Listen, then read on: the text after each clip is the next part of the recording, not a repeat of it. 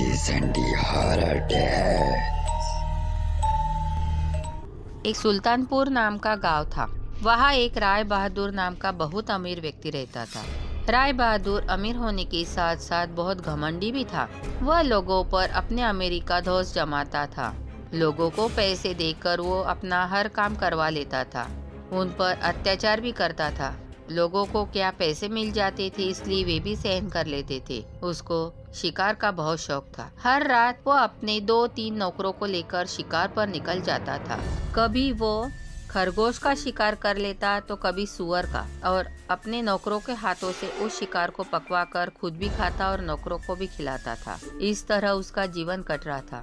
एक दिन बाजू के गांव में कुछ सुअरों का आतंक हो गया। वह सब खेतों में जाते और खेत बर्बाद कर देते थे। तो गांव वालों ने राय बहादुर को बुलाने की सोची। वे सब लोग दूसरे ही दिन राय बहादुर के घर आ गए और उन सुअरों को खत्म करने के लिए उनसे मिन्नतें करने लगे। लोगों को मिन्नतें करते देख राय बहादुर ने भी हाँ कर दी। उसी रात राय बहादुर अपने कुछ नौकरों को लेकर बाजू वाले गांव शिकार करने के लिए निकल पड़ा। राय बहादुर ने बड़ी बड़ी बंदूकी और तीर कमाने भी साथ ले ली। बाजू के गांव पहुंचते पहुंचते उसको रात के 12 बज गए। जब राय बहादुर गांव पहुंचा, गांव के लोग उनकी राह देख रहे थे। उनके पहुंचते ही सब लोग खेतों की तरफ निकल गए। सुअरों ने सही में बहुत आतंक फैला के रखा था। लोगों के सब खेत बर्बाद हो गए थे। राय बहादुर अपने बंदूक से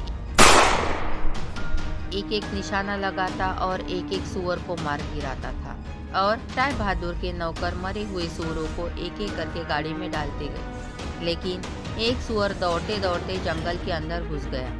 वहाँ घनी झाड़ियाँ भी थी। राय बहादुर भी अपनी गाड़ी लेकर सीधे जंगल की ओर चला गया। अब यह बात उसकी इज्जत की थी। उसने अपनी पूरी जान लगा दी उस सुअर को पकड़ने में, पर सुअर भागता ही रहा। राय बहादुर ने निशाना लगाया और गोली उसकी तरफ छोड़ दी। निशाना चुप गया और गोली सीधे जंगल में चली गई। जंगल से जोर से चिल्लाने की आवाज आई। राय बहादुर गाड़ी से उतरकर उस चीख की तरफ भागा। जब वह झाड़ियों के पीछे पहुंचा, उसकी आंखें खुली की खुली रह गई। वहाँ एक औरत काले कपड़े पहनकर तंत्र विद्या की पूजा कर रही थी। वह गोली सीधे उसके पेट में जाकर लगी। राय बहादुर को देखकर वह औरत बोली, तूने मुझे गोली मारी, अब इसका फल तुझे भुगतना पड़ेगा। ये कहकर वह मर गई। उस औरत की चीख सुनकर गांव वाले और राय बहादुर के नौकर भी वहां आ गए। उस औरत को देखकर गांव वाले बोल रहे थे कि अरे ये तो तंत्रिनी है। अरे बाप रे, अब गांव पर कौन सी आफत आने वाली है। राय बहादुर इन सब चीजों को मानता नहीं था। मरे हुए सुअरों को लेकर वह अपने गांव लौट गया, लेकिन तंत्रिनी का शाप भी उसके साथ ही उसके गांव चला गया। हर रात अब राय बहादुर के शरीर में एक शैतानी साया समाता था। उसकी आंखें लाल बूंद सी हो जाती थी और हर रात वो एक आदमी के शिकार करके उसका खून पी जाता था और मांस खा लेता था। गांव के लोग उससे बहुत डरने लगे। कई लोग तो गांव छोड़कर भाग गए, तो कई लोगों ने उसका सामना करने का सोचा।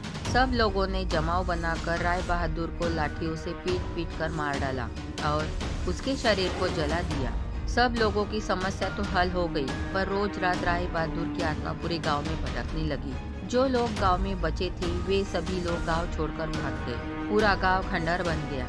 आज भी लोग उस गांव में जाकर बसने के लिए डरते हैं।